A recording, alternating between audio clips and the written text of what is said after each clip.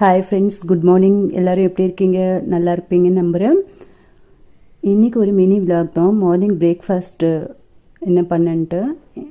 Morning பிரேக்ஃபாஸ்ட்டுக்கு இட்லியும் வேர்க்கடலை சட்னியும் தான் பண்ணியிருந்தேன். எங்களோட ஃபேவரட் சட்னி வேர்க்கடலை சட்னி. அதான் ப்ரிப்பேர் பண்ணிகிட்ருந்தேன். மதியம் லஞ்சுக்கு என்ன செய்கிறது அப்படின்னு யோசிச்சுட்ருக்கேன்.